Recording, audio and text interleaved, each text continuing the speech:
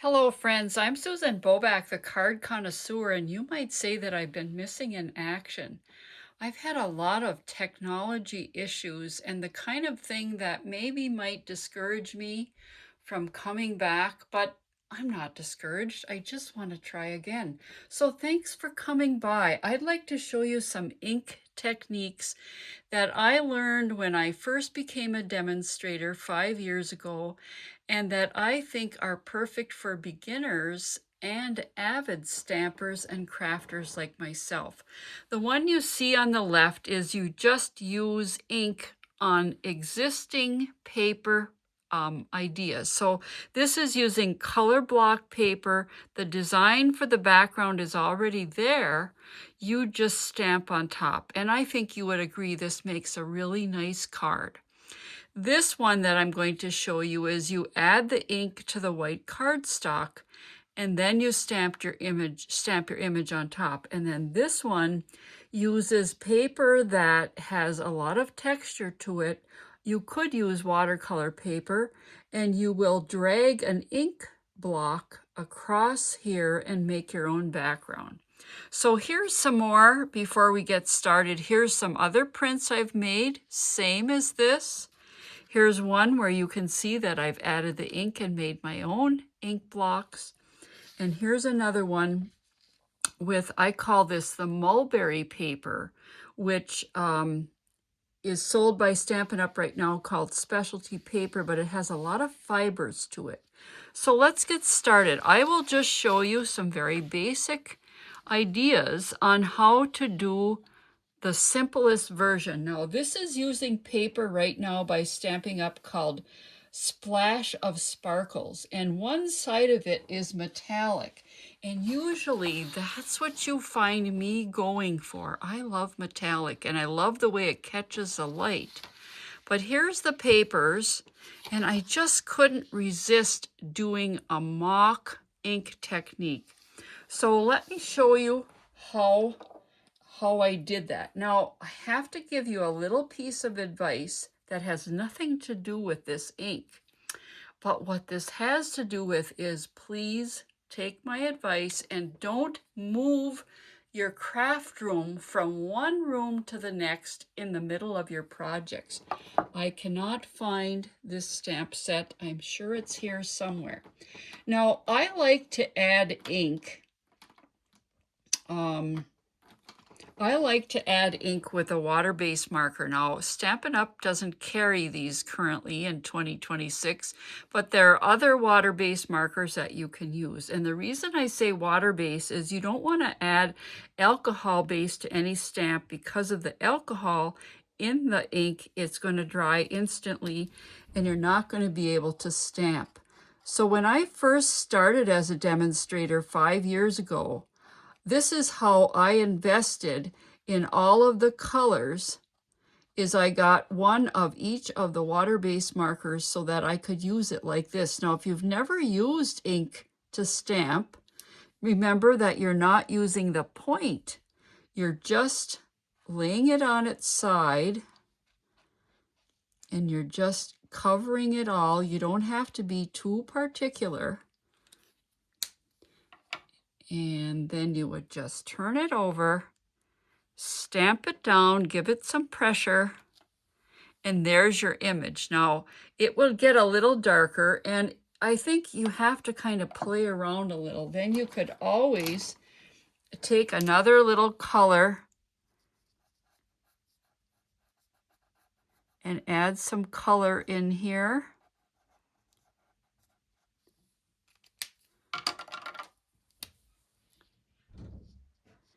Add a little more on the beak, and I think you get the idea.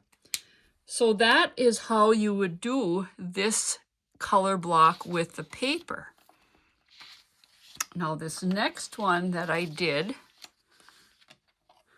I used basic white cardstock, and I just added the ink with a block. Now, a stamp block is what you need to, as you can see here, it's what I applied the stamp to. So here's a stamp block, And if I was going to make a similar background as this, or something you could just say springy looking, I would use, and we're still using water-based markers here. This is one way that you could add color, is with these alcohol markers. Excuse me, these water-based markers. Or you could take a small stamp block like this and add your ink. And then you would take one of these very fine point spritzers and just spritz a couple spots of water on it. You don't want it to get to be too liquidy. Let's see, I'll start down here and see, you just press it down, lift it up. Doesn't matter if there's a little puddle, it's art, remember. Now let's see, I think I might want to put a little blue for the sky. Now here's the thing, when you are working with inks, now here's another way to add, is right with the ink, the re-inker. The thing that I struggle with every time is, do I want my print to be art? In other words, it doesn't have to be realistic. It's however you make it. Or do I want it to be realistic? So let's say we're going for realistic now. What happens when you mix blue ink with yellow ink? You're going to have green. So try to remember that if you're doing a sky print, you don't really want to have your blue ink meet up with the yellow ink, because you don't want it to look like grass in the sky. So we're just going to go like this. And I think I got too much water on there. And now on my hands. This is the reason I moved back to my inking, painting craft room, so that I didn't get ink all over the place. Okay, now this isn't ideal, but I did this just so you could see how it would be to add the ink and make your own background. And you might already be saying, but that doesn't look anything like those ink blocks. Well, it doesn't. But if you like to play, maybe even if you don't,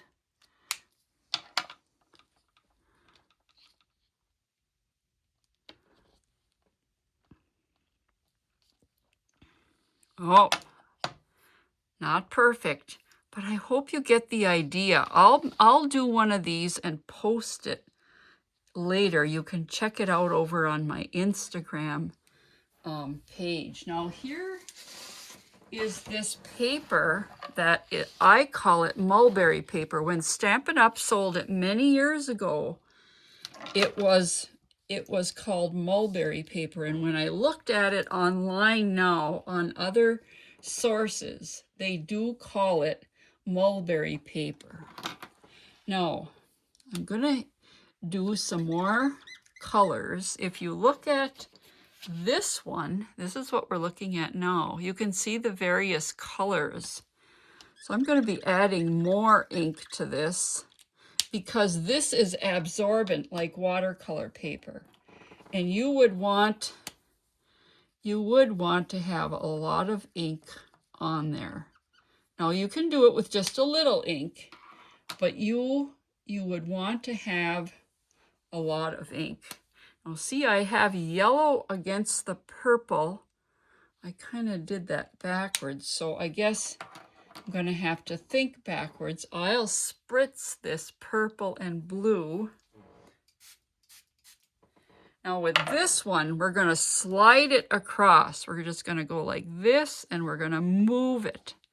We're going to move the ink. In fact, I have a little left on this, and I'm going to move this across. I love this. I could be just doing this constantly.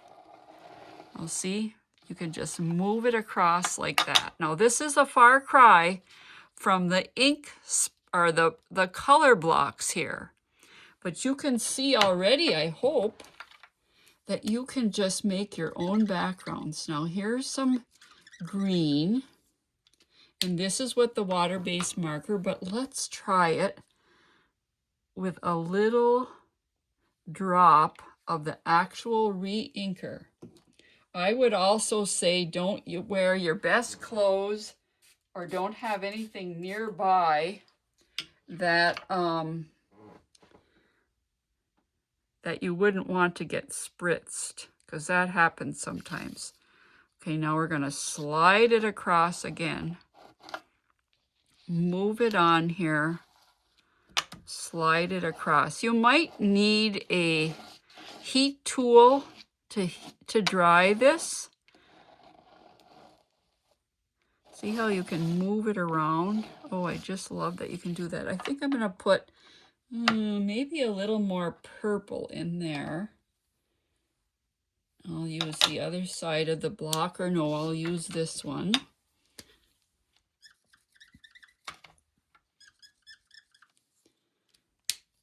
I don't know if I need any liquid at all. Well, I better spritz it just a little. I hope that you'll take some time to try these different ink techniques. If I had one medium to use all the time that I would name as my favorite, it would be ink, because every single print you make is different. Now, let's say you make several prints like this, or like this that you see right here, and it's just not what you want. Don't throw them away.